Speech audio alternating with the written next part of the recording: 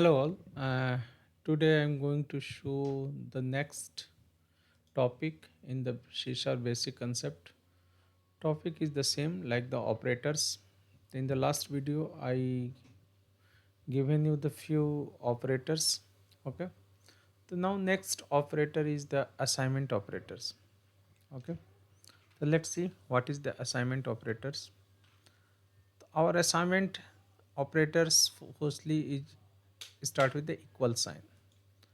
If you want to add any value in the variables, then you will use the assignment operator. Okay, so you can see I added the few operators here: equal, plus equal, minus equal, multiply equal, division equal, and modulo equal. Let's go one by one. What is the meaning of all of these? Equal means, if suppose I want to assign any value in the num operator, this is the variable called num, so we can use the equal operator. Okay, and plus equal, what is the meaning of this? Its meaning is this one: I want to add value 5 in this operator. Either we can write num equal to num plus 1, or we can write num plus equal to 5. Both are the same things. Similarly, minus equal means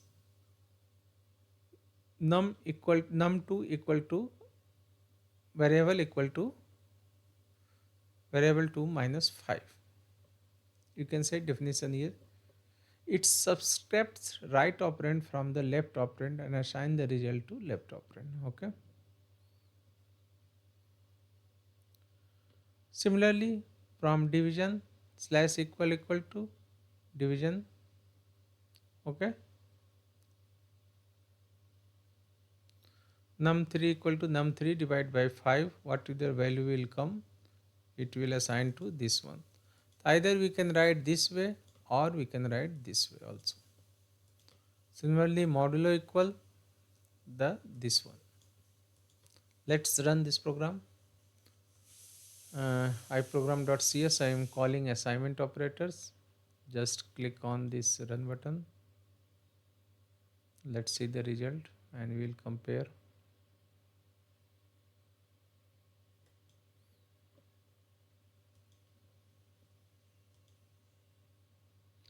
Let's compare the result. Variable num equal to 10, and I adding plus equal means it will be 15. Similarly, 10 minus 5, 5. 10 divide 5, 2.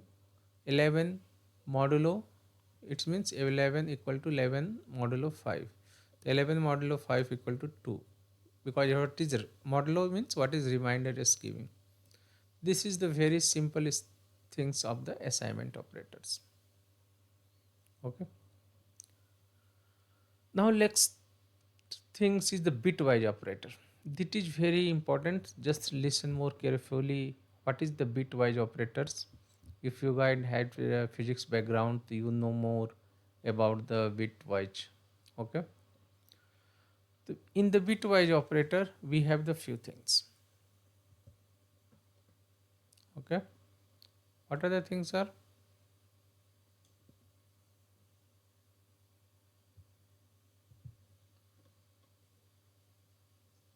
And this symbol is and, bitwise and.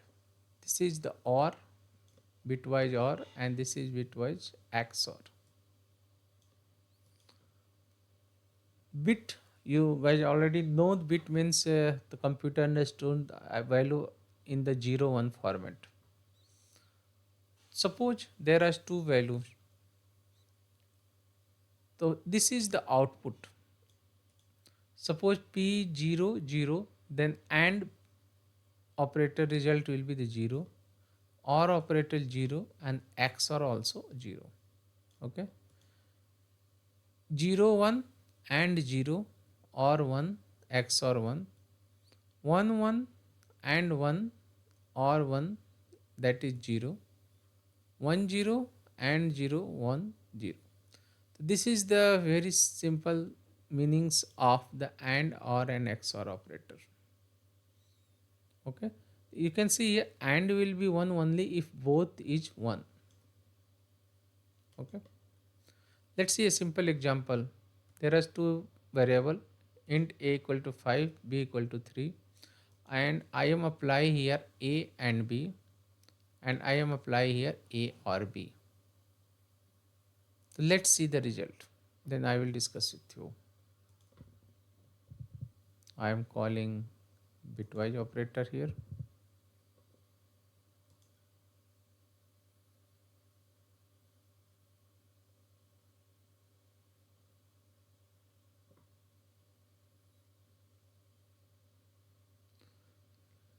The result is 1 and 7. I will show you why it's come 1 and 7. Okay, first let's see a and b. A means 5 and b means 3. So what is the value of 5 in binary? The value of 5 in binary is 0101. Okay, this is bitwise.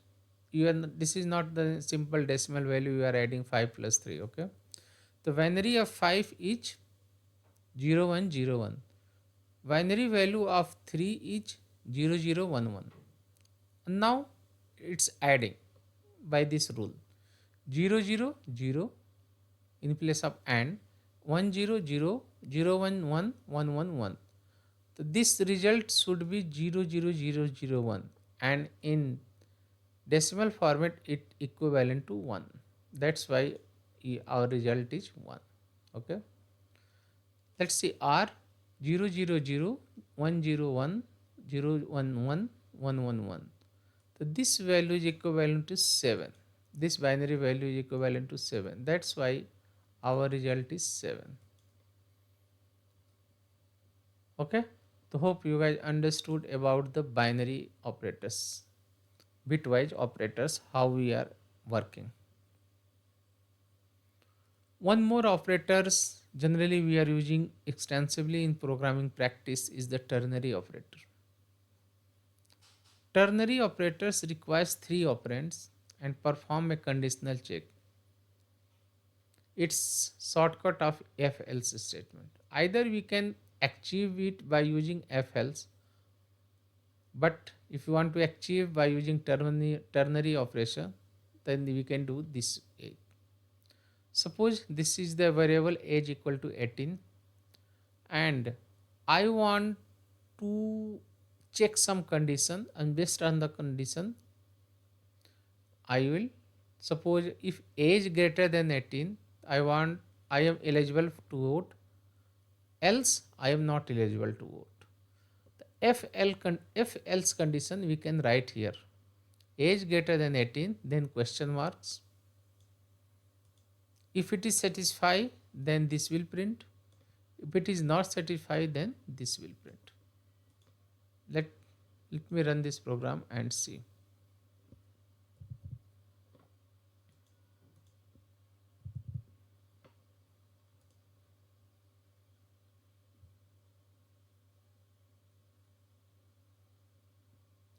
You can see here, eligible to vote means I am passing 18 and it's printing eligible to vote because it satisfies the condition.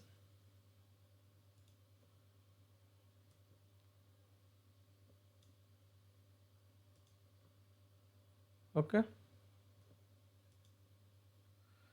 suppose I am passing 9 17. Let's see the result.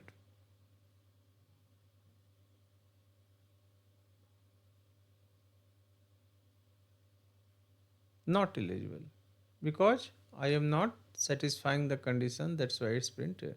The if else shortcut we can see we can implement through the ternary operator. Okay, there are few more operators generally we are using in the C# programming practice, like the size of, this is not something in the arithmetic or relational operator. This is the other than this operator. Generally, we are using size of, type of, question. This one ternary operator. I already shown you name of. Okay. What is the type of? Type of is giving the type of any operator. Type of int. It will give the which type of variable. Okay. Size of. It will provide the size of. If suppose this is the object equal to hello and I want to check it is string or not, just obj each operator, it will check. Each means determine whether an object is of a certain type. Okay, this is 42 and I want to check this using as operator. What is as operator? Cost without raising an exception if the cost fails. I want to cost. Okay, I want to cost without raising the exception. So we can use the as operator. Name of name of the variable I want to know, that we can use the name of operator. These are the some extra operators we can like the sheet. Yeah, that's all for the operators point of view. We study the arithmetic operators, relational, logical, assignment, bitwise, ternary, and some miscellaneous operators also. Okay, I think this is the second video of my operators. I will add the link of first video of operator also in this video. So you guys want, you can see the first video also. Yeah, thank you. Thanks for this basic concept.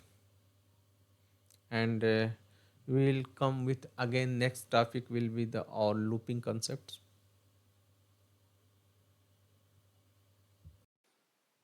Yeah, thank you for watching the video. And if you have any question, then give me the comment. I will reply as soon as possible. And if you like my video, then please like and subscribe. Thank you.